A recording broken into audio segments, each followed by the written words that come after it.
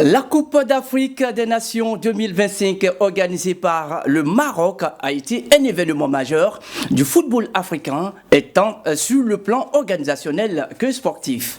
Et cette compétition a permis d'évaluer la capacité du pays hôte à répondre aux exigences d'un tel rendez-vous continental, tout en offrant l'occasion d'analyser la performance de la sélection ivoirienne, c'est-à-dire les éléphants de Côte d'Ivoire. Et ce travail que nous allons faire ce soir vise donc à dresser un bilan global de l'organisation de cette Coupe d'Afrique des Nations et aussi analyser la participation des éléphants en mettant en lumière les points forts, les insuffisances et les perspectives d'amélioration. Mesdames et messieurs, bonsoir et bienvenue dans le débat sportif. Et pour mieux décrypter donc ce sujet, et chers téléspectateurs, nous avons sur ce plateau des spécialistes et non des moindres. Nous avons Bendé Michel, coach de l'Amfiara Sport d'Atekoubé. Bonsoir coach, sois le bienvenu. Bonsoir Mesme. Nous sommes heureux de vous recevoir. Pareil. Et bonne année aussi à vous. Merci, meilleure année à vous. Merci beaucoup. Et nous avons aussi à ses côtés Serge Kofi, les journalistes ici à cette info. Bonsoir Serge. Bonsoir Mesme. Heureux de te retrouver. Le plaisir est partagé. D'accord. Bon retour en Côte d'Ivoire. Merci beaucoup. Et nous avons Magloire Diop, il est journaliste sportif. Bonsoir Magloire. Bonsoir Mesme, heureux de te retrouver. Ah oui, moi aussi je suis ravi de vous avoir sur ce plateau. Merci. Et puis, mon ami de tous les jours, mon compagnon de Marrakech, il s'agit là de Emegei Titi. Bonsoir. Bonsoir Mesme, bonsoir à tous les téléspectateurs de cette fois. Et puis surtout, je suis heureux de te retrouver en bonne santé parce qu'on a passé un mois sous la pluie et dans le froid. Ah oui, effectivement, dans le froid, nous avons supporté tout cela. Et voici que nous sommes là pour faire donc le bilan de cette aventure du royaume chérifien. Alors, chers téléspectateurs, pour réussir donc cette émission, au moins, nous allons subdiviser donc celle-ci en deux parties. Nous aurons un premier sous-thème qui va parler donc de l'organisation en pratique de cette Coupe d'Afrique des Nations, le bilan, qu'est-ce qui a marché, qu'est-ce qui n'a pas pu marcher, et aussi faire des propositions pour des éventuelles organisations plan continental, nous puissions donc réussir. Et puis, le deuxième sous-thème, nous allons aborder la participation des éléphants de Côte d'Ivoire à cette Coupe d'Afrique des Nations. Et comme vous connaissez déjà le plateau, tous ceux qui constituent le plateau, alors nous allons partir donc avec le premier sous-thème qui n'est autre que le bilan organisationnel de cette Coupe d'Afrique des Nations. Alors nous avons tous suivi cette Coupe d'Afrique. Le Maroc a présenté pratiquement 5 villes qui ont prêté cette compétition. Selon vous, qu'est-ce qui a donc marché au cours de cette organisation? Nous allons commencer par Emegei Titi, comme il a fait le voyage du côté du Maroc. Aimé? Je pense qu'on ne peut pas s'appeler le Maroc et ne pas réussir une telle organisation. Parce que le Maroc titille un peu les pays européens. Nous avons ni été. Oui. Le Maroc est à proximité de l'Espagne. Quand vous êtes au Maroc, c'est comme si vous êtes dans les villes occidentales européennes. Donc on ne peut pas s'appeler le Maroc et ne pas réussir l'organisation. Oui, en termes d'infrastructures sportives, le Maroc c'est le top des tops en Afrique. En termes de pelouse, le Maroc c'est le top des tops en Afrique. Donc sur ces deux plans-là, on ne peut rien reprocher au Maroc. Là où il y a des choses à dire, c'est l'environnement qui était autour de cette Coupe d'Afrique des Nations. C'est-à-dire l'environnement, c'est-à-dire qu'il y a eu des faits. Il y a eu des faits, notamment des faits de jeu, des faits d'arbitrage. Tout ça, ça a contribué à pourrir un peu l'environnement de cette Coupe d'Afrique. Sinon, au plan organisationnel, le Maroc c'est le top des tops. Maintenant, quand on veut parler de la chaleur humaine, ça n'a rien à voir avec la Côte d'Ivoire, parce que la Côte d'Ivoire c'est autre chose. D'accord, la Côte d'Ivoire c'est autre chose. Alors, Magloire Diop, quand on prend les infrastructures sportives qui ont accueilli donc cette Coupe d'Afrique, qu'est-ce que vous pouvez dire de ces infrastructures? Non, ben écoutez, c'est pas là qu'on attendait le Maroc, parce que on savait déjà que les infrastructures, aussi bien sportives que non sportives, étaient de qualité au Maroc. Le Maroc a l'habitude d'accueillir les grands événements sportifs. Donc, alors que le cahier des charges exige 6 stades, le Maroc a présenté 9 stades. Donc, je pense que c'est un pays qui est nanti dans ce domaine-là, et non seulement dans la quantité, mais aussi la qualité des stades. C'était vraiment de véritables joyaux architecturaux. Et dit que le stade de Marrakech, par exemple, sera complètement détruit pour être... Bon, ça veut dire que le pays a quand même des ressources. Et donc, comme je le disais, c'est pas à ce niveau-là qu'on attendait le Maroc. On attendait le Maroc au niveau où la Côte d'Ivoire avait mis la base, c'est-à-dire cet aspect folklorique, cette chaleur humaine, ce brassage culturel, comment on appelle, cette rencontre-là des peuples africains, cette fête africaine, c'est là qu'on attendait véritablement le Maroc. Je ne dirais pas que ça n'a pas été le cas. Je pense que vous étiez là-bas, donc vous êtes bien placé, mais je pense quand même que même si c'était en deçà de ce qu'on a connu en Côte d'Ivoire, mais c'était pas quand même mal au regard des images que nous avons pu voir sur les réseaux sociaux, bien dans les médias. Maintenant, je dirais que là où j'ai été... Bon, pour continuer sur ce plan-là aussi, j'attendais le Maroc au niveau de la fréquentation des stades. D'accord. Parce que les pays du Nord ont une réputation négative dans ce domaine-là. Les populations du Nord de l'Afrique ne vont au stade que quand le pays joue. C'est ça. Ça, c'est ce qu'on a connu par le passé, c'est ce qu'on craignait au Maroc, et c'est malheureusement le spectacle qu'on a eu au début de la compétition, et au point où, quand les critiques ont commencé à fuser, les organisateurs ont ouvert l'accès au stade. Bon, vous-même, vous avez vu après que ça envoyait des problèmes de sécurité, donc ils ont dû reculer. Donc ça veut quand même dire que les craintes étaient fondées à ce niveau-là. Mais bon, vers la fin quand même de la compétition, je pense que l'équipe avançant, bon, il y a eu cette ferveur populaire-là. Mais je t'aimerais pas dire que là où je ne pensais pas qu'on allait reculer, malheureusement au Maroc on a reculé, c'est au niveau de l'arbitrage, parce qu'en Côte d'Ivoire, c'était tellement parfait que la CAN ivoirienne avait été donnée en exemple par la commission même d'arbitrage de la FIFA, dirigée par Pierluigi Collina. Et à l'époque, c'est notre compatriote Dwayne Mendes qui était de l'arbitrage de la CAF. Et ça a été une perfection en Côte d'Ivoire. Je pense même que les grands spécialistes de l'arbitrage en Europe même avaient dit ils se sont demandé comment, au niveau des Africains, comment ils se sont arrangés pour avoir une telle prestation quasiment parfaite. Malheureusement, 2 ans après, on a fait un revirement à 180 degrés. On a donné le visage le plus hideux du football africain en termes d'arbitrage, et c'est ce que je regrette. D'accord. Alors, coach a bien dit, comme Magloire Diop l'a déjà abordé, l'arbitrage, comment vous l'avez trouvé? Bon, déjà, en début de compétition, c'était plus que parfait, à part les matchs du Maroc, parce que à voir la façon dont les arbitres se comportaient, on avait l'impression que tout était préparé pour que le Maroc remporte, parce que c'était un peu, quand même à un moment donné, un peu, je peux dire, même si le mot un peu calamiteux, parce que quand tu regardes un peu le match du Maroc, c'était à couteau tiré, on sentait qu'ils attendaient un coup de pouce de l'arbitre, et malheureusement ça a entaché leur organisation. Voilà, et en plus de l'arbitrage aussi, je pourrais dire la façon dont les matchs ont été organisés. Moi, j'ai eu la chance de participer, d'être présent sur les lieux lors du premier tour. J'ai assisté à tous les matchs de la Côte d'Ivoire à Marrakech, par la grâce de Dieu. C'était vraiment compliqué à la fin des matchs de pouvoir rentrer chez soi. Et ça m'a rappelé un peu l'épisode épineux du stade de Bimpe. Voilà, et je pense que Bimpe est encore mieux organisé, contrairement à ce que j'ai vu sur place à Marrakech. C'était terrible. Il y avait des checkpoints à un point fini, des embouteillages avant les matchs. C'était vraiment catastrophique. Et après, ce que j'ai beaucoup apprécié.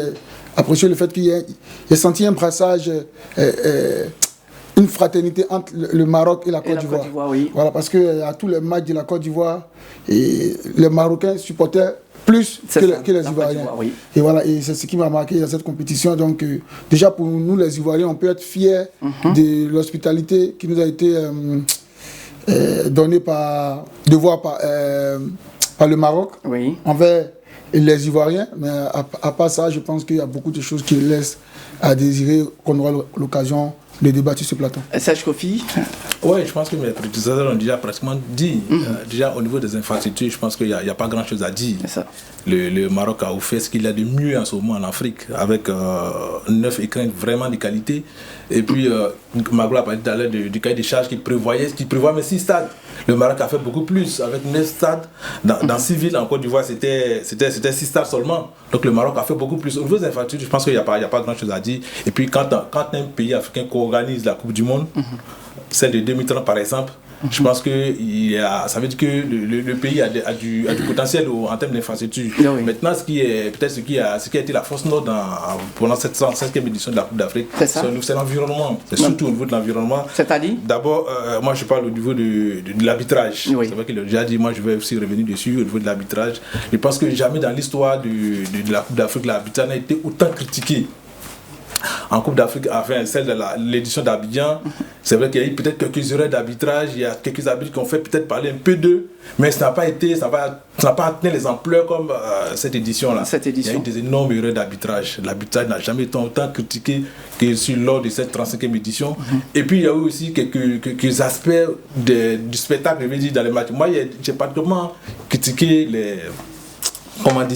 les lasers, les pointeurs laser qui sont mis par exemple sur les joueurs. Alors je n'ai jamais compris pourquoi est-ce que la CAF laisse faire. Je ne sais pas. Pour ce que je sais, je crois que c'est illégal d'ailleurs. Mais je ne sais pas pourquoi cette pratique continue de perdurer dans les stades.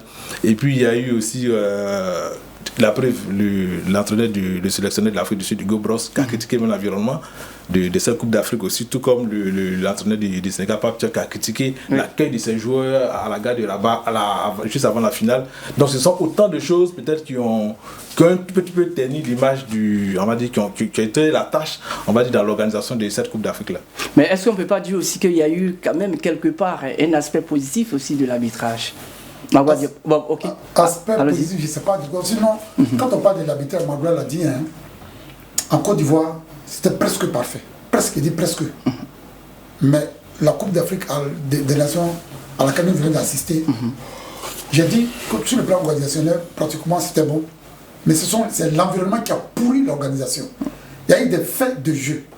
Je prends le match Maroc-Tanzanie. Oui. En 8e de finale, je crois.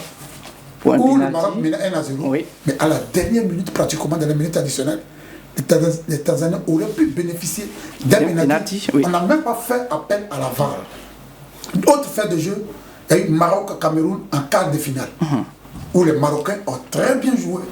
Mais les Marocains menaient par 1-0 quand il y a eu cette faute grossière sur le joueur camerounais qui joue à Manchester United, Mbomo. Où on n'a même pas fait appel à la VAR également. Ça aurait tout changé parce que si on sifflait le pénalty, que le Cameroun légalisait, ça relançait le match.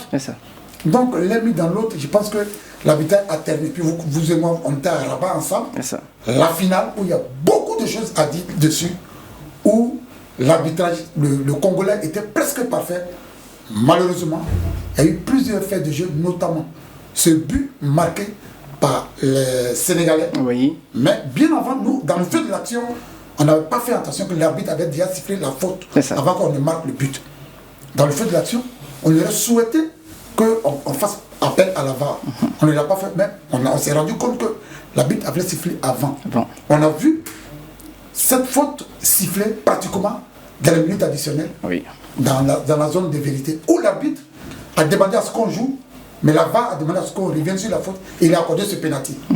Je pense que Dieu est véritablement avec nous parce que imaginez un peu que ce pénalty soit marqué par le Maroc, que le Maroc remporte, ça va encore beaucoup plus fait jaser. L'autre fait de jeu, c'est l'attitude des Sénégalais. Comme nous disons, on va en parler en même temps. Allons-y. À partir du moment où il y a eu le pénalty, le fait de jeu est venu dans des tribunes. Où les supporters sénégalais ont commencé à lancer des projectiles et des chaînes sur le terrain. C'est ça. Et ça a envoyé ce cafouillage.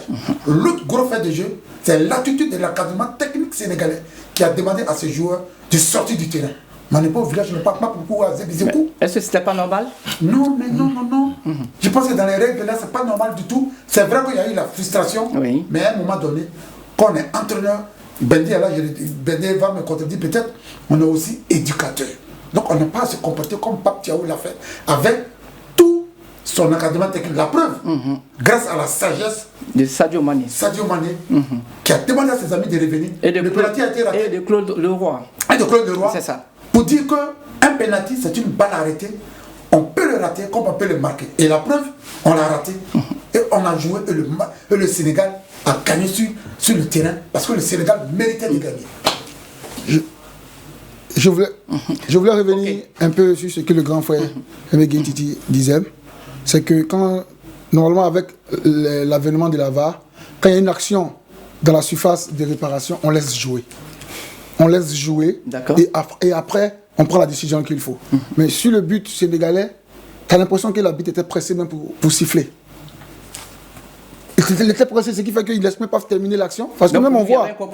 Donc, tout était presque, on peut dire, organisé pour que le Maroc remporte le trophée. Le Maroc avait une très belle équipe et n'avait pas besoin, à mon sens, d'un coup de pouce. La Côte d'Ivoire ici, quand nous on a remporté en 2023, on n'a pas eu besoin d'un coup de pouce d'un arbitre.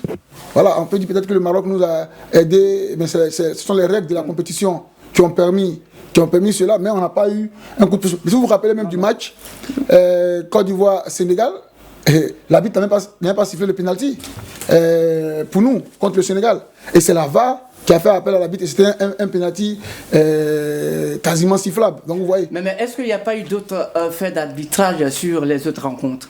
Non, il n'y a pas eu. Il n'y a pratiquement pas eu parce que, comme on le dit, tu as l'impression que tout était organisé pour que le Maroc remporte. Donc, tous les faits d'arbitrage, c'était quasiment sur le match du Maroc. Quand le grand frère Aimé Titi donne tout à l'heure les 3 matchs, 8e de finale, quart de finale. Même le match contre les Comores. Oui, c'était un peu difficile. Vous voyez un peu. Donc vous voyez un peu que il y a quand même des faits qui montrent que tout était fait pour que le Maroc... Qu'est-ce que tu en penses? Non, pour moi, même toutes ces décisions arbitrales qui sont contestées là, pour moi, soulèvent 2 questions. D'accord. D'abord, la question du niveau des arbitres même africains.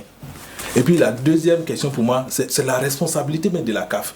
Parce que j'ai vu des gens, j'ai lu sur les réseaux des gens condamnés, Claude Leroy pratiquement, l'entraîneur, le sélectionneur sénégalais, et puis ses joueurs. Mais vous savez, quand on a vécu ce que le Sénégal a vécu, moi je comprends un peu l'attitude.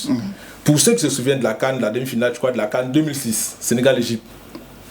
Le Sénégal obtient un pénalty vraiment dans les ultimes minutes du match. Le pénalty n'est pas suivi dans les minutes du suivant. Je crois que Hamzaki marque pour l'Égypte. L'Égypte est qualifiée pour la finale. Et en 2004, pardon, en Tunisie, la demi-finale Sénégal-Tunisie, dans le brouillard du stade de Radès. Le Sénégal est volé pratiquement. Alors, quand une équipe nationale vit des situations comme ça, des erreurs d'arbitrage comme ça, qu'il est pris d'une finale sur pratiquement 3 éditions, moi je comprends un peu l'attitude. C'est vrai qu'elle est condamnable dans le principe, mais moi je comprends. Donc pour moi, la CAF devrait plutôt travailler à améliorer la qualité de l'arbitrage. Parce que c'est la Coupe d'Afrique des Nations, on va dire, comme on le dit souvent, c'est la grande bête du football africain. C'est la compétition qui la prestigieuse compétition. Il faut travailler à ce qu'il y ait des bons arbitres. Mais quand on voit ces gens de réarbitrage assez grotesques, même j'ai presque envie de dire, bon, la Coupe du Monde se profile à l'horizon. Est-ce que la FIFA va compter beaucoup d'arbitres africains? Je me pose la question. D'accord, attendons de voir. Oui, mesdames et messieurs, nous poursuivons toujours cette émission sur cette info. Alors, nous avons tendu aussi notre micro à certains journalistes africains. Nous allons les écouter, donnant aussi, faisant aussi le bilan organisationnel de cette Coupe d'Afrique des Nations. On va les écouter. Le bilan organisationnel, la réaction des journalistes africains. On part du côté de la régie, on les écoute et on revient sur le plateau et poursuit toujours cette émission.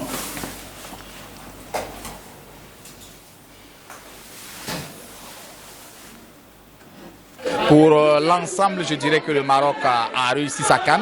C'était un grand test de mettre beaucoup de villes à disposition, de mettre des hôtels haut de gamme de permettre à tout ce monde-là, en tout cas, de pouvoir évoluer sur des pelouses de très grande qualité, malgré donc le climat qui était quand même capricieux.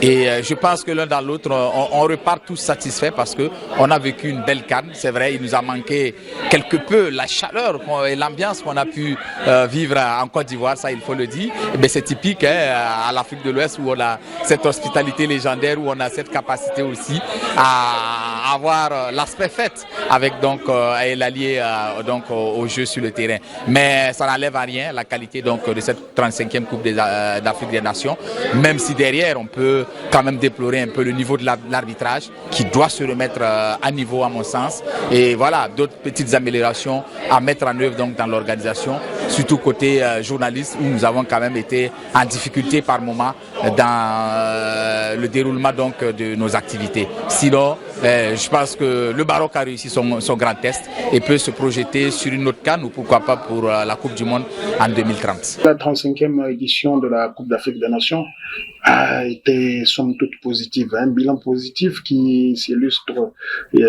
déjà par le nombre de partenaires autour de la Confédération africaine de football, nombre en hausse, le nombre de télévisions qui ont couvert la compétition en hausse par rapport aux éditions précédentes, le nombre de buts en hausse là aussi, 122 buts marqués, ça fait 3 de mieux que lors de la précédente édition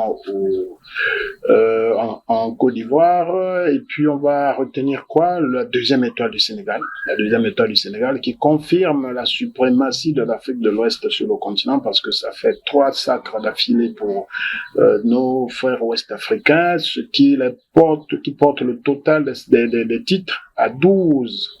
Ça fait soit un de mieux, donc l'Afrique de l'Ouest prend le pas sur l'Afrique du Nord en termes de suprématie sur le continent dans la CAN. Voilà, donc c'est un peu ça. On va retenir quoi d'autre? Accueil remarquable, les stades remarquables, de belles pelouses, et un accueil un accueil des médias et du public au rendez-vous. Mention spéciale avec la RDC qui nous a présenté un supporter magnifique, fantastique. De retour sur le plateau de cette info pour l'émission Débat sportif.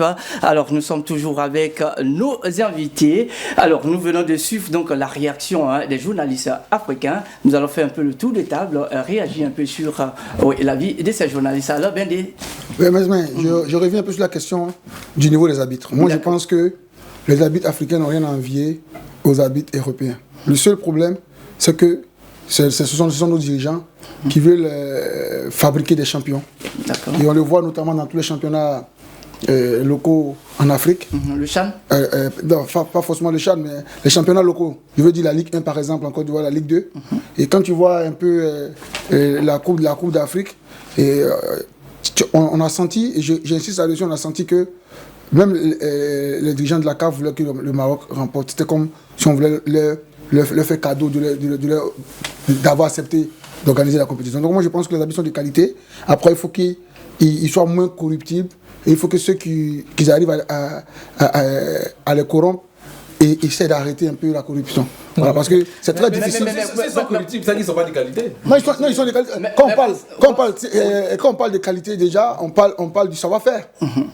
On parle du savoir-faire. Parce que ces mêmes réalités, voilà. On les voit dans nos différents championnats. Alors, Magloire Diop, est-ce qu'on ne peut pas dire que nos arbitres ont un problème de formation? Bon, écoutez, au niveau de la CAF, moi j'ai été quand même surpris qu'à 3 mois d'un événement comme la Coupe d'Afrique des Nations, on limoge le responsable de l'arbitrage. Oui. Et c'est parti d'où? C'est parti une fois de plus de la finale de la CAN féminine. Voilà, les dirigeants marocains, notamment le président de la Fédération royale marocaine de football, M. Fouji Legia, n'a pas du tout accepté l'arbitrage. Et donc, il a tout fait pour en faire payer le prix à Dwayne Mendiez. Et qu'est-ce qui s'est passé par la suite? Parce que le responsable de l'arbitrage, c'est lui qui donne la vision et c'est lui qui est le maître de cet aspect managérial là. Parce que c'est comme ça qu'il faut prendre la question. c'est comme une équipe de football. Il y a un aspect managérial.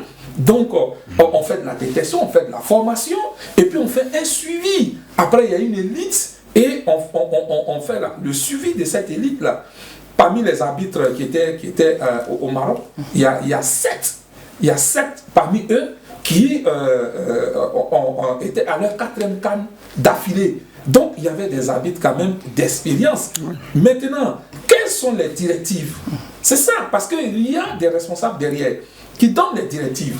Et c'est ça, à mon avis, c'est à ce niveau-là qu'il y a eu un problème avec ce départ de Doué Noumandias. Je n'en fais pas un problème de personne, mais je dis que à quelques mois d'un tel événement, vous ne limogez pas celui-même qui est le cerveau. Parce que ces arbitres-là, c'est lui qui les a suivis depuis maintenant plusieurs années, depuis pratiquement 5 ans. C'est lui qui les a suivis, c'est lui qui a tracé la vision de l'arbitrage au niveau de la CAF. Et au moment où la CAN arrive, la compétition la plus prestigieuse de la Coupe d'Afrique, de la Confédération africaine de football, on le fait partie. Et on prend quelqu'un qui visiblement n'a pas le coffre de Doué Noumandias. La preuve, c'est ce qu'on a vécu au Maroc. Moi, je ne vais pas me focaliser sur les rencontres du Maroc. On parle souvent de la VAR parce que la VAR aujourd'hui fait partie de l'arbitrage. Il n'y a pas l'arbitrage à part et puis il n'y a pas la VAR à part. Non, tout ça c'est un ensemble. Et quand la VAR ne fonctionne pas bien, c'est que c'est l'arbitrage qui n'a pas bien fonctionné. Donc on peut dire que la VAR n'a pas joué son rôle dans cette compétition. Bon, il y a un process. D'accord. Voilà, ce n'est pas l'arbitre qui sollicite la VAR. C'est pas l'arbitre qui sollicite la VAR. C'est la VAR qui intervient, qui appelle l'arbitre. Et il est interdit. C'est ça, là, il faut que tout le monde le sache. Il est interdit à tout acteur, que ce soit un entraîneur ou, comment on appelle, un joueur, à tout acteur de demander à l'arbitre la consultation de la VAR. C'est interdit. Mais on a vu parfois sur le terrain que les joueurs demandaient aussi la VAR. C'est pas parce qu'ils l'ont fait que c'est autorisé. C'est interdit. C'est ce que disent les règlements. C'est interdit. Et comme je vous l'ai dit, ce n'est pas l'arbitre qui, parce qu'il doute de quelque chose, il dit à la VAR, écoutez, envoyez-moi les images, je vais vérifier quelque chose. C'est pas comme ça que ça se passe. L'arbitre, il arbitre normalement. Et après, il est sollicité par la VAR qui l'appelle pour lui dire, tu as pris une décision, on souhaiterait que tu essaies de voir des images et le dernier mot revient à l'arbitre. Donc on lui envoie les images, il regarde, mais à lui de voir s'il maintient sa décision ou bien s'il change sa décision. Voici comment l'arbitrage fonctionne. Maintenant, pour ce qui est du penalty, du but refusé, comme on appelle au Sénégal, oui. Mais les règlements sont clairs aussi. Les règlements sont clairs. Nous tous autour de la table ici, nous le savons. Et nous devons justement informer ceux qui nous regardent. Dès qu'un arbitre siffle, le jeu s'arrête. Ça c'est les textes de l'arbitrage qui le disent. Il ne faut pas qu'on vienne dire que... Mais c'est clair. Dès qu'il y a un coup de sifflet, le jeu s'arrête. Donc tout ce qui vient après, ça ne compte pas. Voilà.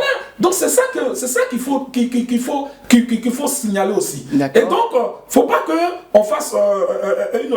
Bon, maintenant je termine par là. Oui, parce que cette fameuse finale, je trouve que M. Jean-Jacques Ndalan Gambo a été excellent. Moi, je pense. Il a été excellent, tout simplement parce que dès que le match est fini, les Sénégalais qui ont crié comment on appelle, au scandale, oui. Ils vont en zone mixte, vous y étiez, on leur pose la question, est-ce qu'il y avait pénalty? Mais à ma grande surprise, j'entends les Sénégalais dire oui, il y avait pénalty. Mais diantre, pourquoi vous avez foutu tout ce scandale-là alors que vous reconnaissez que l'arbitrage avait été bon? Voilà, et donc je vais terminer pour dire rapidement que je pense que le Sénégal, à mon avis, a eu un gros problème d'attitude. Il faut interpeller nos amis sénégalais. Le football, il y a la notion du fair play. L'envie de gagner ne doit pas vous amener à faire tout ce que vous voulez. Partout où il passe, c'est toujours la même chose. Et c'est pourquoi il a été sanctionné. Le Sénégal était l'équipe la plus agressive de cette Coupe d'Afrique des Nations. Ils sont arrivés comme s'ils sont venus à une guerre. Le Sénégal a 17 cartons jaunes. Et puis 2 cartons rouges. Déjà même dans l'attitude sur le terrain, ce n'était pas exemplaire. Et vous voyez, donc je pense que il faut dire à nos amis sénégalais d'essayer de revoir cet aspect. Ils ont fait aujourd'hui avec ces sanctions, tous les regards sont posés sur aujourd'hui. Tous les regards sont posés sur eux. D'accord. Alors, coach Bendé voulait réagir sur un point. Oui, je voulais réagir sur le point du fait que, c'est que le grand frère vient de souligner tout à l'heure, quand l'arbitre siffle, le jeu s'arrête. Mais on sait aussi tous que depuis l'avènement de la VAR, on laisse terminer les actions. Même quand il y a hors-jeu, on laisse terminer les actions et ensuite on revient sur la VAR. Et pour montrer que c'était presque prémédité, parce qu'il faut aussi faire attention à ce que l'on dit, c'est que la VAR aujourd'hui est là pour régler les problèmes d'arbitrage. Parce qu'on se dit quoi? À vitesse réelle, l'arbitre peut ne pas voir certaines choses. C'est pour ça qu'on fait appel à la VAR. Je pense que la VAR, avec peut-être souvent 8 caméras, souvent 10 caméras, ils ont la latitude de bien analyser de voir les actions. Mais quand ensuite des actions, la VAR ne réagit pas, quand ça doit favoriser l'équipe qui joue contre le Maroc, là ça laisse à désirer, on est obligé de se poser des questions. D'accord, alors nous allons terminer donc ce premier sous-thème avec... Mais même la Côte d'Ivoire a été flouée aussi par l'arbitrage, hein. On a eu deux buts qui ont été marqués et on n'a pas eu droit au révélateur. Parce que quand même quand la VAR intervient, après on montre le révélateur, mais la Côte d'Ivoire n'a pas eu droit à cela. Et donc moi je suis convaincu que pour ces matchs-là, la VAR ne marchait pas. Comme la VAR n'a pas marché lors du match République démocratique du Congo, Bénin.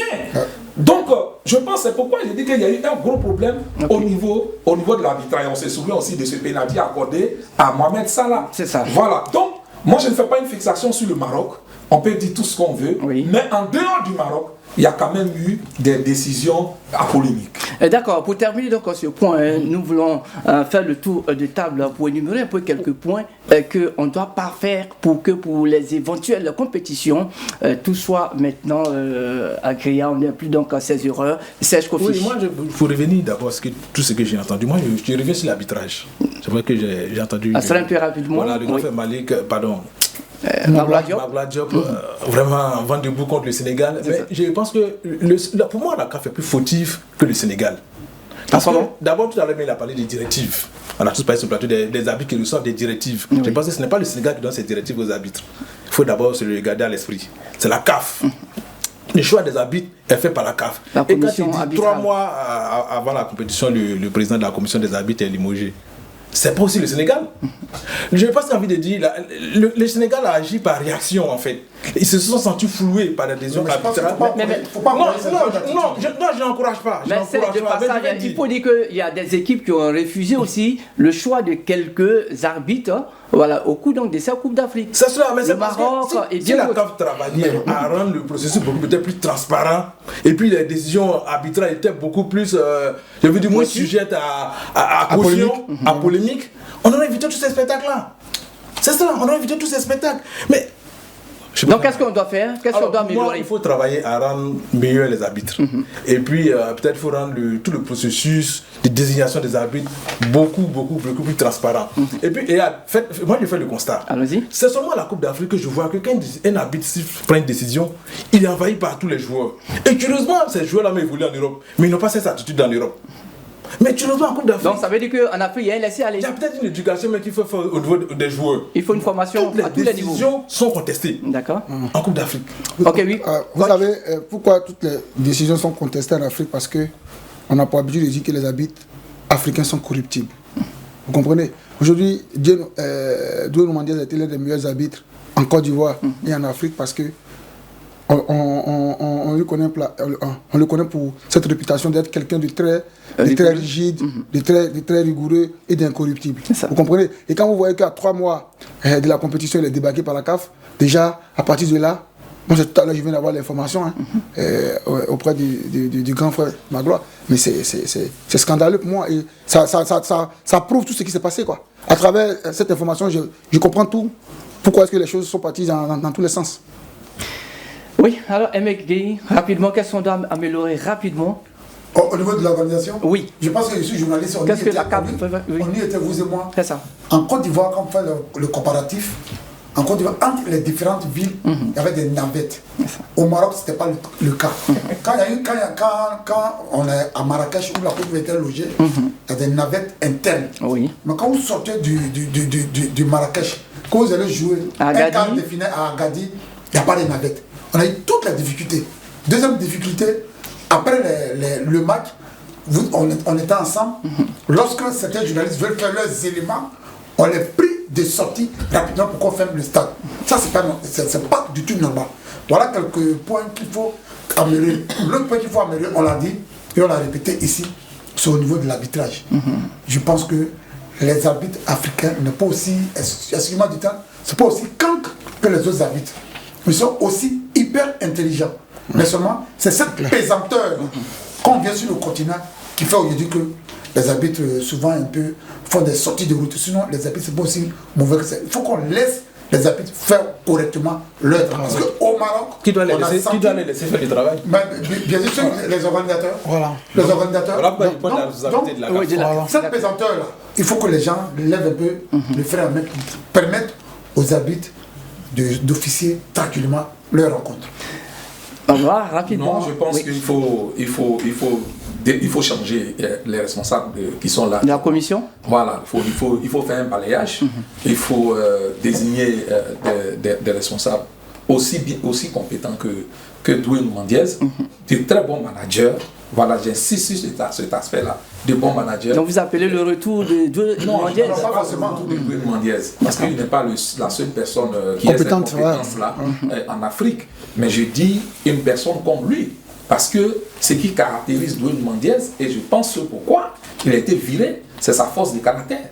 C'est ça. Et donc c'est ce type de personnes-là dont on a besoin, comme on appelle au niveau de la CAF, et non des bénis oui, et non des personnes qui vont trembler et qui vont s'accrocher, comme on appelle, aux différents perdièmes et comment on appelle, frais financiers qu'ils ont de la CAF. Non, il faut quelqu'un, comme on appelle, qui a du caractère et désireux d'appliquer vraiment les textes de l'arbitrage, un bon manager. C'est de ça, parce que la CAF aussi reçoit ses directives de la FIFA. Oui. Donc la direction de l'arbitrage de la CAF reçoit ses directives aussi de celle de la FIFA qui est dirigée par Pierre-Luigi Collina, et c'est comme ça que ça fonctionne. Donc je pense qu'il faut faire ce balayage-là, nommer quelqu'un maintenant et laisser cette personne-là faire son travail jusqu'en 2027 pour la CAN que nous aurons au Kenya, en Tanzanie et en Ouganda. Oui, mesdames et messieurs, chers téléspectateurs, si vous venez de nous prendre en coup de diffusion, sachez que vous suivez le débat sportif sur la première chaîne d'information continue du Côte d'Ivoire, 7Info, et nous faisons le bilan de la CAN 2025 sur le plan organisationnel et aussi la participation de nos Pachidem à cette compétition qui a eu lieu au Maroc. Alors nous allons maintenant aborder le deuxième point de cette émission qui n'est autre que la participation des éléphants du Côte d'Ivoire. Comment avez-vous trouvé cette participation déjà, Serge Kofi? Alors, à chaud déjà, ce que je peux dire, pour moi, ça a été un échec. Alors, le mot peut sembler très fort, mais pour moi, c'est un échec. C'est ce que je voulais dire, c'était très fort. Non, c'est pas trop fort. Parce que je parle du postulat, je vais dire des objectifs que le sélectionneur lui-même s'est fixé. Je crois quelques jours, quelques semaines avant le début de la compétition, il avait été reçu à une émission sur Canal+, où il avait dit clairement que son ambition c'était de remporter la CAN. Quelques semaines avant, je crois que toi et moi, on avait, dans le cadre d'un studio qu'on avait rencontré le sélectionneur adjoint Alain Guamlé au centre technique de Bréjavik qui avait dit le minimum pour la Côte d'Ivoire c'était les demi-finales. Mais quand on fait le bilan aujourd'hui, nous sortons en quart de finale. Je pense que c'est un échec. Pour moi, c'est clairement un échec. Maintenant, ce n'est pas à tous les échecs aussi qu'il faut sortir la guillotine. C'est-à-dire, on a échoué, mais il faut tirer sereinement les leçons de cet échec-là et puis préparer l'avenir, c'est-à-dire la Coupe du Monde qui arrive. Je pense que tout n'est pas mauvais. Il y a eu des choses, il y a eu de bonnes choses pendant toutes les prestations des éléphants. Il y a des aspects à améliorer. Je pense qu'il falloir travailler dessus dans l'optique de cette Coupe du Monde-là. Alors tout à l'heure, coach Bendi, Serge Kofi vient de parler d'un échec. Est-ce que vous êtes d'avis avec lui? Si oui, et quels ont été donc ces points d'échec-là? Moi je pense, je suis d'avis avec le frère, parce que voilà, on s'était donné pour objectif minimum la demi-finale, au vu de ce que la Côte d'Ivoire représente dans le football africain. et au vu aussi des notes précédentes, le titre de champion. On était quand même les champions en titre. Et aussi, au vu aussi de la qualité aussi de nos joueurs. Vous voyez, quand tu pars dans cette compétition et que tu es éliminé par cette équipe d'Égypte, pour moi, qui était l'une des équipes moyennes de cette CAN, pour moi, selon moi. Après, chacun a son avis, mais moi, selon moi, c'est l'une des équipes les plus moyennes de cette compétition. On s'est fait éliminer par cette équipe de l'Égypte de cette façon assez facile. Je pense que voilà, c'est un échec. Et voilà, après, c'est un échec qui va peut-être nous amener à grandir et peut-être aussi à briser ce signe indien qui règne entre nous et puis l'Égypte, parce qu'il faut qu'on finisse avec cette histoire des... Le signe égyptien, alors. Le signe égyptien n'est pas indien. Il faut qu'on finisse, voilà. Le signe égyptien, parce qu'il faut qu'on finisse avec ce mythe-là, parce que ça nous hante. Ça fait qu'à chaque fois, que ce soit joueur comme supporter, qu'on doit rencontrer l'Égypte, voilà, on est tous apeurés, donc il faut qu'on essaie vraiment de passer ce cap-là, quoi. Moi, ça a été une très mauvaise compétition pour nous. Alors, Magloire Diop, comment est-ce que vous avez trouvé, Diop, au moins ça, voilà, comment vous avez trouvé l'état d'esprit de nos éléphants à cette compétition? Non, moi je pense que les éléphants, il y a eu un bon état d'esprit. Hein. Est-ce qu'on n'a pas entendu quelques scandales que ce soit dans les rangs des éléphants? Je pense que l'équipe, déjà même quand on voit d'abord à partir du stage de préparation à Marbella, voilà, il y a un bel esprit qui s'est créé là-bas. L'équipe est arrivée vraiment de façon spectaculaire, hollywoodienne, au Maroc. C'est ça, oui. Voilà, et un véritable champion d'Afrique. Et cette équipe sur le terrain, je pense quand même que elle s'est imposée. Voilà, la Côte d'Ivoire généralement, la CAN au nord réussit à la Côte d'Ivoire. Dans l'histoire de la CAN, il y a 9 éditions que la Côte d'Ivoire a disputées au nord, 4 en Égypte et 5 dans le Maghreb. Et la Côte d'Ivoire a été éliminée seulement 3 fois en phase de poule sur les 9 éditions. Okay. Elle a été éliminée seulement 3 fois en phase de poule. Elle est allée 2 fois en quart de finale. 2 fois, c'était en Égypte en 2019. Éliminé par l'Algérie, et puis là au Maroc en 2025, éliminé par l'Égypte. Et la Côte d'Ivoire a disputé une finale de cadre dans cette partie-là, en Égypte. En 2006. En 2006. Oui. Donc vous vous rendez compte que quand même c'est une partie de l'Afrique qui réussit à la Côte d'Ivoire. Et donc ça aurait pu être le cas si on n'était pas tombé mais si cette équipe d'Égypte qui ne nous réussit pas du tout. Quelle que soit la forme de l'Égypte, les années passent, se ressemblent. Et le discours est le même. Ah ouais, c'est une équipe prenable. Depuis 1980, c'est ce qu'on entend. C'est une équipe, oh, il y a qui là-bas? Notre équipe est plus forte. C'est une nouvelle génération. Mais à chaque fois qu'on doit rencontrer l'Égypte, moi, je suis ces rencontres Égypte-Côte d'Ivoire depuis 1980. Et c'est le même discours. En 1998 au Burkina, c'est la même chose. Pareil. On dit non, on est fort. Pareil. Effectivement, on avait une équipe très forte avec Robert Mouzaré. C'est ça. Avec Bakayoko Ibrahim, Salou Lassisi. Vraiment, l'équipe était au point. Ah oui. On a l'Égypte en face de nous. On n'arrive pas à battre cette équipe-là. Mais selon vous, qu'est-ce qui manque donc aux éléphants pour battre ces équipes? Mais c'est comme on appelle, c'est un mythe qu'on doit briser simplement. Moi, je pense que ça arrivera un jour et je souhaite que ça soit de mon vivant. Mais les années passent, hein. Les années passent, on n'y arrive pas. Vous pensez... La première édition de la CAN, c'était en 1957. On est en 2025. Et la Côte d'Ivoire n'arrive toujours pas à éliminer l'Égypte. Une question, vous pensez... Je termine. Okay. Je sais que mon discours ne fait pas plaisir aux Ivoiriens de façon générale. Ok, on va les rapidement. Mais moi je dis que s'il n'y avait pas eu cette équipe d'Égypte devant nous, je pense qu'on serait arrivé jusqu'en finale. Parce que le problème c'est quoi? Chacun à sa bête noire en Afrique. C'est ça. Voilà. Et nous, notre bête noire, c'est l'Égypte. Quelle que soit la forme du Mali, quand le Mali arrive devant la Côte d'Ivoire, le Mali tombe. Oui. Quelle que soit la forme du Sénégal, quand le Sénégal arrive devant la Côte d'Ivoire, le Sénégal tombe. Parce que nous savons jouer. Comment jouer contre le Mali? Nous savons comment jouer contre le Sénégal. Mais quand ces équipes-là arrivent devant l'Égypte, elles ils arrivent les Sénégalais, ils regardent l'Égypte dans les yeux, ils arrivent à s'en sortir face à l'Égypte. Mais quand il s'agit de la Côte d'Ivoire, ils n'y arrivent pas. Donc pour moi, le fait qu'on ait été éliminé par l'Égypte, je trouve que c'est une circonstance atténuante. Raison pour laquelle j'estime que ce n'est pas un échec. Ce n'est pas un échec parce que simplement, depuis 2010, il y a eu des tenants du titre qui ne sont même pas arrivés à se qualifier. C'est ça. Et c'est la première fois qu'un tenant du titre arrive aussi loin en quart de finale. Ouais. C'est vrai, nous sommes déçus. On aurait voulu au moins finir dans le dernier carré. Malheureusement, à cause de l'Égypte. Et puis de deux, quand même, on est l'équipe qui est arrivée le plus loin. Donc, je pense que c'est encourageant. Il ne faut pas casser la maison. D'accord, aussi nul que cela. Oui, absolument. D'accord, ce que je veux dire, on y était, c'est le discours. Le discours de qui? J'en arrive. D'accord. Le discours de l'entraîneur lui-même. Ok. Avant le match, avant le match, à la conférence de presse, il a tenu un discours pour dire attention à l'Égypte. Attention à l'Égypte. Et ça crée une peur au niveau des joueurs. Attention à l'Égypte. Attention à l'Égypte. On connaît la culture tactique de l'équipe égyptienne. L'équipe égyptienne avait une grande peur, une crainte pour cette Côte d'Ivoire-là. Mais Osama Sam l'a dit à la conférence de presse. Vous avez vu un peu la joie qu'il a manifestée à la fin de ce match. Il était très heureux parce qu'il revenait de loin. Donc ça veut dire quoi?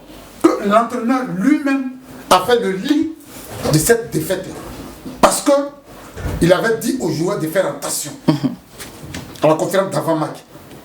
Et à la conférence d'après-match, il a dit, j'avais dit à mes joueurs, mais en face d'un schéma tactique qu'on vous oppose, vous savez très bien que la force de frappe de la Côte d'Ivoire, ce sont les couloirs. Et les couloirs de la Côte d'Ivoire, ce jour-là, ont été bouchés.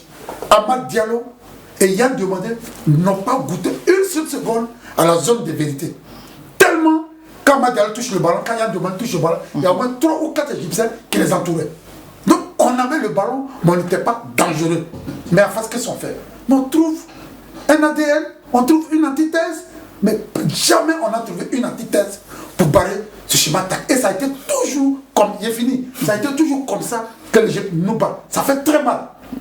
Parce que, je le dis et je le répète, si réellement le coach Faye Mess avait trouvé une solution, on pouvait s'en sortir. Parce que déjà, dès les 15 premières minutes, on voyait tout de suite les failles dans l'entrejeu. D'accord, j'entends les propos du grand frère Magloire Diop. Moi, je pense que c'est une forme de fatalisme que moi, je ne peux pas accepter. En tout cas, pour un grand pays comme la Côte d'Ivoire, nous sommes quand même la Côte d'Ivoire. Dit que nous avons été battus par l'Égypte, donc c'est une circonstance atténuante. C'est l'Égypte qui est notre bête noire. Je pense que ce discours-là ne peut pas prospérer. La Côte d'Ivoire, d'abord, nous sommes les tenants du titre. Avant cette compétition, nous étions les tenants du titre. Et puis, pour moi, quand on se fait battre sur plusieurs années par un pays, je pense qu'il faut s'asseoir un jour sereinement et travailler, tirer les leçons et travailler pour changer la donne. Je pense d'abord le cas de Côte d'Ivoire vient de s'achever. Tout le monde est unanime à dire que l'entraîneur du sélectionneur égyptien Oussama Hassan a reçu un coup tactique qui a fait du jeu notre équipe. Et je me rappelle qu'en 1998 au Burkina c'était pareil. La Côte d'Ivoire avait on avait été sorti en quart de finale. Et depuis le début nous avions la meilleure attaque. On rencontre l'Égypte qui était la meilleure défense. L'Égypte nous éteint pendant tout le match. Au tir au but, la Côte d'Ivoire sort. Chaque fois qu'on croise l'Égypte, on dit oui, tactiquement ils nous ont battus, mais qu'est-ce que nous on fait? Tactiquement, qu'est-ce qu'on fait pour déjouer la stratégie égyptienne? Je pense que c'était moi, il faut s'asseoir et puis il faut réfléchir. Regardez le match, on revient même sur le match. Aimé Gueye l'a dit. Nos pistons, nos couloirs sont fermés. Oui. Et qu'est-ce qu'on fait? Faye Mess est resté sans solution, pas sur tout le match. Je pense qu'il faut tenter un coup tactique. C'est pour ça, moi, quand je pense à un entraîneur comme Hervé Renard, souvent j'en parle à des amis, je dis oui, je pense que la Côte d'Ivoire, on a un sélectionneur, mais on n'a pas un grand tacticien. Je pense que c'est ce qui manque à la Côte d'Ivoire. Je prends le cas d'Hervé Renard. Qu'en 2015, en Guinée équatoriale, qu'on remporte, dès le premier match, on croise la Guinée. Au bout de quelques minutes, j'ai venu prendre un carton rouge. On joue à un inférieur numérique, à 10. Hervé Renard crée quelque chose. Nous avons commencé le match en 4-3-3. J'ai venu au sort. Il réorganise automatiquement l'équipe. On joue, je crois, en 3-4-2. Il fait rentrer Doumbia, Pepole, Wilfried Boni, tout ça. On obtient l'égalisation. Pour moi, c'est ça que j'appelle un entraîneur, un tacticien. Il ne s'agit pas pour être sélectionneur de mettre un joueur et de s'asseoir et de regarder et d'espérer que, je vais dire, par un espoir individuel, un joueur marque et qu'on gagne le match. Et Coach Bendé, est-ce qu'on ne peut pas dire aussi que les ténors de l'équipe ont fui leurs responsabilités? Quand je parle de ténors, Seko Fofana, Franck Kessié, Seri Michael, Ibrahim Sangaré. Bon, moi, ce que je peux dire par rapport à ça, c'est que et même il a été pris à partie sur les réseaux sociaux par un groupe de personnes parce que après un match de la Côte d'Ivoire, j'ai dit que Franck Kessié était le pion essentiel de l'équipe. Et quand Franck est sorti de son match face à l'Égypte, ces mêmes personnes-là m'ont écrit, ils ont fait un des posts pour dire ah, Coach Bendé Michel, qu'est-ce que tu dis maintenant? Et je reviens là-dessus pour dire que Franck Kessié, pour cette génération, c'est le joueur le plus important selon moi. Et quand Franck Kessié n'est pas dans un bon jour, la Côte d'Ivoire flanche. Et même la CAN en 2021, on a joué contre l'Égypte, quoi, en 2021. Ils nous ont battus. Ils nous ont battus. Franck Kessié n'a pas joué. Je crois qu'il s'est blessé au coup de match. Au coup de match, il est sorti. Et c'est après le match là qu'on a. C'est après sa sortie qu'on a perdu. Et quand Franck n'est pas bon dans un match de la Côte d'Ivoire, le rayonnement est très très difficile depuis un certain moment parce qu'il a. Donc, moi, je voulais poser la question au grand frère Maroula pour dire est-ce que le problème qu'on a avec l'Égypte est un problème spirituel? Parce que je peux pas. Parce que moi, je suis pas un journaliste parce que je suis pas journaliste comme vous, donc ma mémoire n'est pas aussi fraîche comme vous. Mais on rappelle très bien qu'il n'y a pas longtemps, le Sénégal nous a battus.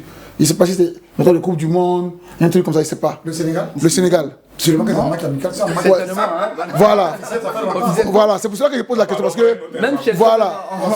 Et vous voyez, et aujourd'hui là, c'est le Burkina qui nous a battus récemment. Voilà, c'est le Burkina qui nous a battus. Sinon, on bat à chaque fois le Mali, le Sénégal, le Burkina. Mais aujourd'hui, pourquoi est-ce que ces équipes-là, c'est difficile de battre la Côte d'Ivoire? Pour moi, c'est parce que la Côte d'Ivoire a plus de qualité technique. Les joueurs sont d'un certain niveau qu'ils n'arrivent pas à nous battre. Contrairement à l'équipe de l'Égypte cette année, selon moi, cette équipe ne doit pas nous battre. Parce que même quand Mohamed Salah se cherchait, vous voyez un peu, quand vous regardez un peu les buts qu'on prend, c'est des buts vraiment évitables. Tous les buts qu'on prend, c'est des buts évitables. Un problème de concentration, mauvaise anticipation de la profondeur. Oui, ouais, le but matinal. Dès qu'on perd le ballon, ouais, qu'on nous perd tous ses sens, parce que peut-être il y a la pression, on lui a dit que l'Égypte là, il ne faut pas faire erreur devant eux. Et voilà, là, paf, il panique, il ne sait plus où il se situe, et puis voilà, on prend le but. Donc vous voyez qu'il il faut que vraiment nous-mêmes là, on arrête même de mystifier l'Égypte. Sinon, ça va continuer. Pour appuyer ce que Coach Bendé dit. Rapidement. Deux pays qui nous battaient avant, mais qui ne nous battent plus. Le Ghana et le Cameroun. Pourquoi? Parce qu'il y a un nivellement de valeur. Aujourd'hui, la Côte d'Ivoire a progressé. Donc ces pays n'arrivent pas à nous battre. Et un autre exemple sur lequel je vais revenir. C'est pourquoi j'ai dit qu'en Côte d'Ivoire, je pense qu'on ne travaille pas suffisamment sur le plan tactique en termes de rigueur. Je crois que le gardien égyptien Gabaski, lors de la CAN, je crois qu'au Cameroun, il avait sa bouteille d'eau avec un anti-sèche. Une notait les pénaltys. Moi, j'ai jamais vu ça. C'est vrai, ça fait rire sur les réseaux sociaux. Mais ça montre qu'il y a un travail scientifique qui est fait derrière. C'est-à-dire qu'il prend le temps d'étudier chaque joueur, étudier le pénalty, comment. C'est vrai, l'Égypte n'a pas rapporté cette canne, mais c'est pour qu'il y ait un travail qui est fait. Mais encore une fois, qu'est-ce qui est fait? On dit, on croise l'Égypte, c'est nos bêtes noires, l'Égypte nous bat, et puis bon, on s'est satisfait. Il faudrait que. Mais il faudrait que. Je profite de ce plateau-là. Rapidement. Pour qu'on essaie de démystifier cette équipe de l'Égypte face à la Côte d'Ivoire. Voilà, il faudrait qu'on arrête ça. L'Égypte, c'est la dernière victoire sur nous. D'accord. Voilà. Alors, je prophétise. Est-ce qu'on peut dire aussi que les jeunes joueurs ont-ils apporté une réelle plus-value à cette équipe? Mais c'est la grosse satisfaction au niveau de l'équipe nationale de Côte d'Ivoire, il faut le dire tout de suite. Un garçon comme Inao Oulaye Chris qui fait sa première CAN et qui est parmi les révélations de cette première CAN. Même Abad Diallo, il fait sa toute première CAN. Il y a un domaine, ils font leur première CAN. Inao Chris, c'est l'avenir du football ivoirien. Ça, il faut le dire tout de suite. Et quand vous voyez Inao jouer, quand vous voyez Abad Diallo jouer, il a dégusté. Notre gros problème, depuis un moment, on n'a pas d'avancante nominale qui va mettre les balles au fond. D'accord. Les Ivan Guessan, comment il s'appelle? Bayovakou. Franchement, c'est limite. Comme quoi, il faut regretter. On peut pas faire ça. Il faut regretter l'absence de Sébastien Alm, qui n'est même pas en forme. Donc on a un gros souci. Quel est ce joueur avançant qui va mettre la balle au fond? Deuxième des choses, il faut qu'on trouve véritablement un milieu de terrain de haut niveau, qui va porter le ballon et qui va donner cette dernière passe. Il faut qu'on trouve une doublure, une vraie doublure à Yaya Fofana. Parce que dans cette Coupe d'Afrique, c'est vrai que les buts qu'on prend contre l'Égypte, ce n'est pas de sa faute, mais on a vu quelques insuffisances. Il faut que, au niveau donc de l'axe défensif, qui est un pilier essentiel pour la Côte d'Ivoire, Odilon Kosonou, il est un très bon joueur, mais très souvent, dans les moments cruciaux, il perd ses repères. La preuve, sur le premier but, il perd ses repères. Il faut que, comment il s'appelle, notre latéral, Konam, qui est un très bon joueur, et parce que sur cette Coupe d'Afrique, il a montré sur le match contre l'Égypte, il a montré aussi ses efficaces. Donc pour moi, il y a de l'espoir dans cette équipe ivoirienne, parce qu'il y a des jeunes loups aux dents longues qui arrivent. Et pour la Coupe du Monde, il faudra exploiter tout cela. D'accord, alors il nous reste pratiquement 5 minutes, donc on va faire un peu rapidement. Alors, Magloire Diop, comment jugez-vous aussi le coaching de Faye Emess en cette compétition? Non, moi je pense que Faye, il fait du bon travail. Pour moi, sa sélection était bonne. On a commencé un premier match qu'on a dominé face au Mozambique. On a gagné ce match.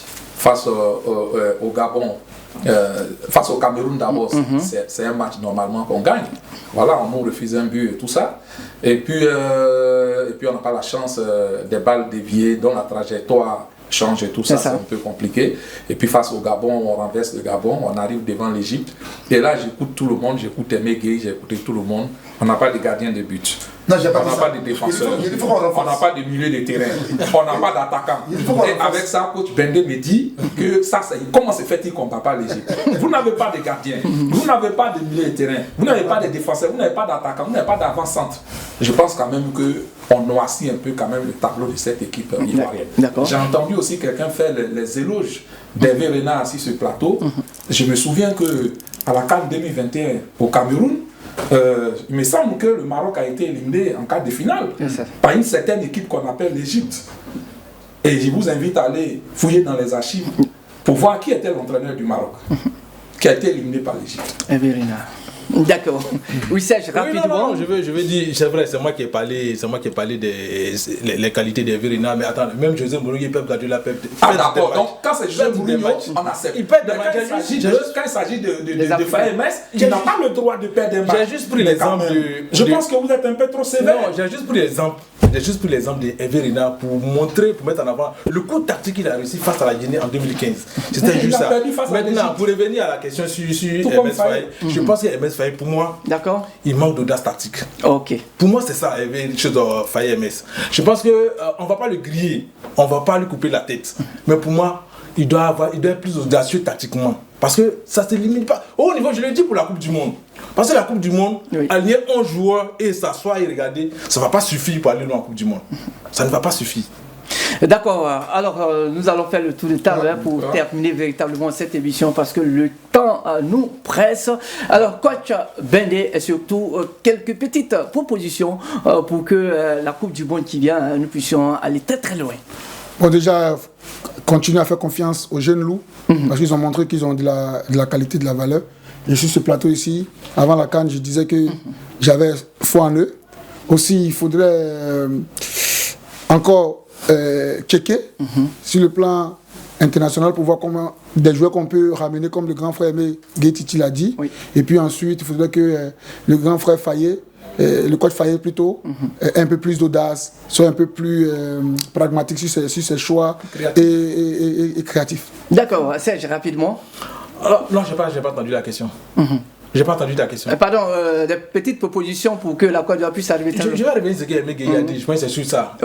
Il faut le gardien. Le gardien, on ne dit pas qu'il est nul totalement, mais je pense qu'il doit être décisif. Je pense qu'il y a Fofana, il nous a sauvé de pas mal de coups. Mais sur cette phase, si cette canard, ça a été un peu trop limite, je pense qu'il faut qu'il soit un peu plus décisif. D'accord. Alors, doyen. Moi, je pense qu'on a des bons joueurs. On a des très bons joueurs. Voilà, on a des très bons joueurs. Et je pense qu'il faut continuer le travail travail. MS Faye, pour moi, c'est un entraîneur qui grandit, qui au fil des matchs, des compétitions, tout ça, en tout cas, il fait montre de beaucoup de qualités. Je souhaite que le travail continue et que surtout la fédération mette les moyens pour densifier le staff technique. Voilà. Parce que par exemple, quand on prend l'Égypte, l'Égypte, les staffs techniques sont 15. Ils sont 15. Ils ont 4 ou 5 analyses vidéo. Et quoi Bende sait ce que c'est. Voilà ce qu'il faut faire autour de MS Faye. Ce n'est pas MS Faye, ce n'est pas un philosophe. C'est pas des solutions.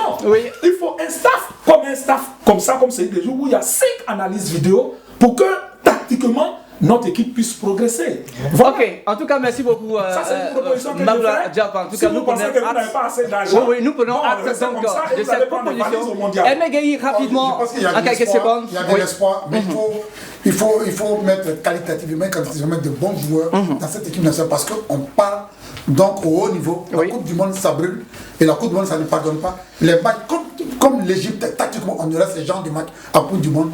D'accord. En tout cas, merci beaucoup, Emegueyi. Merci beaucoup à Magloire Diop. Merci également à Serge Kofi. Merci à coach Bendé. Oui, merci également à tous les téléspectateurs qui nous ont suivis. On peut dire qu'au terme de cette analyse, la CAN 2026 apparaît comme une compétition riche en enseignements, aussi bien pour le pays organisateur que pour les équipes participantes.